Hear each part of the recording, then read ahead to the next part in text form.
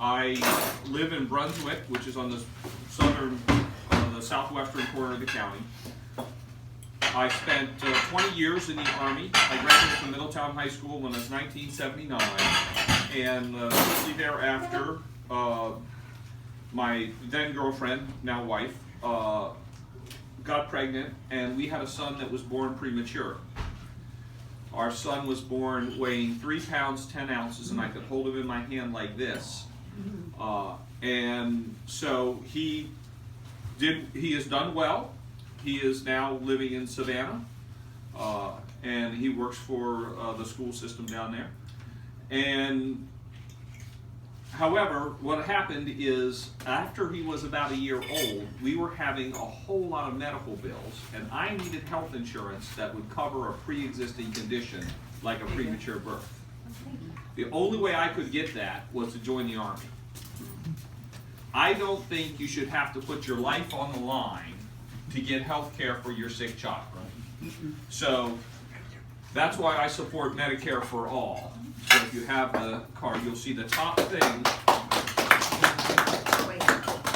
When I say Medicare for all, I'm talking specifically about House Bill 676, which is an actual bill in Congress that would take Medicare, it would have it cover, it expand it so it covers dental and vision and prescription medicines, and then just cover everybody. That's the simplest way to do it.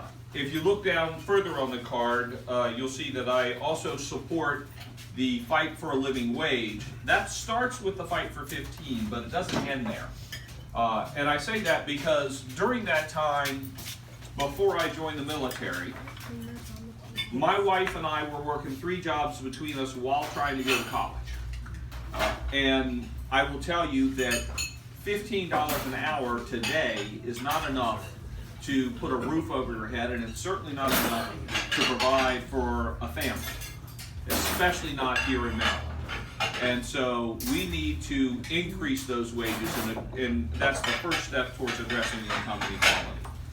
I wound up spending 20 years in the Army. I started out as a company clerk, then I became a Korean linguist, graduated from the Defense Language Institute as a Korean linguist. I then went to officer candidate school. I became a military intelligence officer. I deployed 3 times to Bosnia, where I think we showed how American military power could be used properly to bring peace to a troubled land. I also did 1 tour on the ground in Iraq. And that tour on the ground in Iraq was so frustrating because we knew as the military what we needed to do, and we couldn't get it done because of policies coming out of Washington that stopped us. I came home from that tour, I submitted my retirement, I came back home, and I began to get politically active. I started with a small group called Frederick for Kerry, grassroots organizing trying to support the Kerry campaign. Based on that, a number of people approached me and asked me to run for Congress, and I ran against Congressman Roscoe Bartlett. That was back when this was part of the 6th District. The 6th District at that point went all the way from as far west as you can go across the northern part of the state to where the top of the Chesapeake Bay, where the Susquehanna River came down at the far side of Harford County. I ran and was the nominee twice. I was the nominee in 2006 and again in 2010. Between 2006 and 2010, we increased the Democratic registration in the 6th District by 9%. I want to say right now, thank you to all the members of this group who worked so hard out at Color Fest, registering voters, going door to door.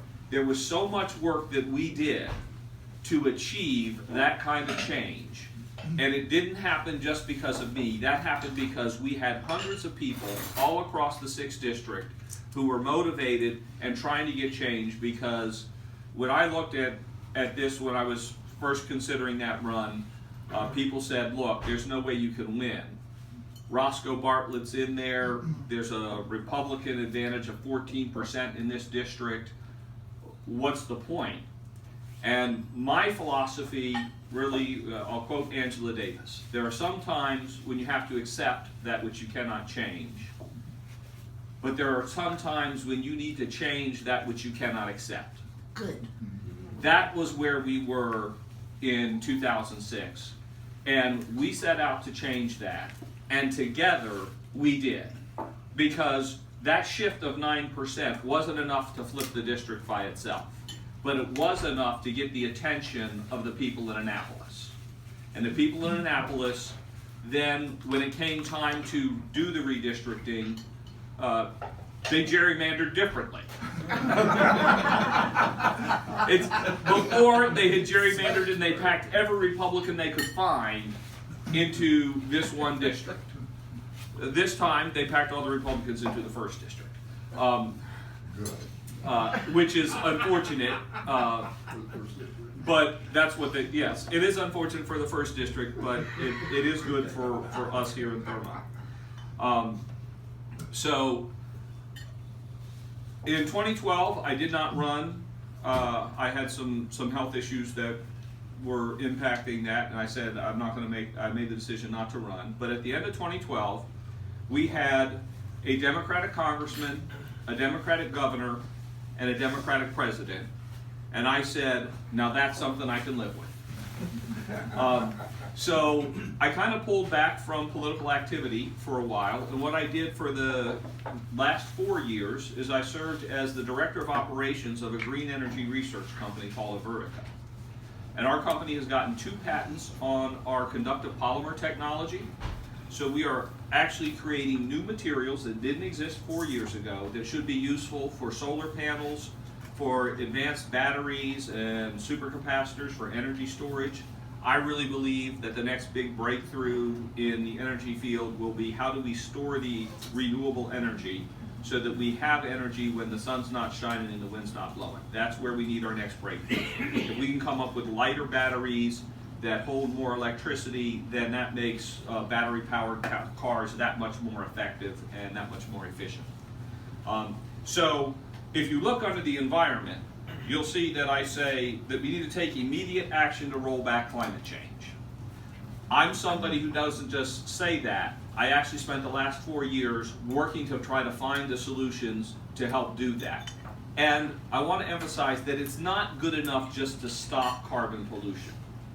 If we want to affect climate change, we're going to have to draw down the carbon that is already in the atmosphere. We're at twice the historic high, and we need to get back within historic ranges.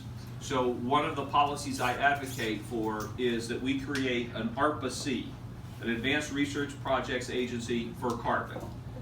Defense had a DARPA, Department of Energy had ARPA-E for renewable energy. We need ARPA-C to deal with climate change and to make sure that we bring that carbon level back down to historic levels. We need to get that research done, and if somebody says, how are we going to afford it, I point out that this year, this past summer, we took $300 billion worth of damages based on 3 hurricanes. If we could get that back down to a historic, just $100 billion worth of damage, that would more than pay for the research that we need in order to figure out how to solve this problem. So those are my top issues in terms of the top 3. You'll also see at the very bottom that we need to ensure our democracy is free from foreign interference. I believe that the Russians meddled in our election last year. I understand that our president has spoken with Vladimir Putin just in the past 24, 48 hours, and he told him that they didn't, and so he is happy with that. Of course, this is the same person that swears there's no collusion. There's no collusion. But I am absolutely certain I saw him on television say, Russia, if you're listening,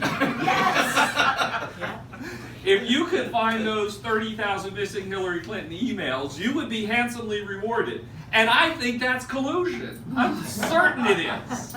I'm absolutely certain that it is. I would support impeachment today, and in fact, Tom Steyer from California has a national campaign, needtoimpeach.org. I encourage everyone to go on that website and sign that petition, because I spent 20 years defending my country from all enemies, foreign and domestic. And when I saw the Russian ambassadors in the White House laughing with our president about how they had stopped the investigation, it hit me like a punch in the gut. And I will tell you, every American should stand up and say no. We will not accept having the Russians control our president. So that, in a nutshell, is who I am and the top positions I have. What I really want to do is open the room up for questions, and I will take any and all questions. Yes, roll. A quick comment on, well, probably won't be quick, but no. Eisenhower's interstate road program. After that, there was the Cold War, and then there was the satellite, the communications, the whole deal. When I got out of the Navy, I was an electronics technician. I told the Navy I wanted to be a farmer. They said, no, you're going to be an electronics technician. I'm glad they did. My whole career was a result of government programs that solve these problems. And the next big technology, I'll agree with you, is the a few years ago on the Maryland Power Plant Research Program. I told them, we had meetings down there, hadn't been one, they haven't had any for quite a while, but I said one of the big problems we're going to have if the electric cars and batteries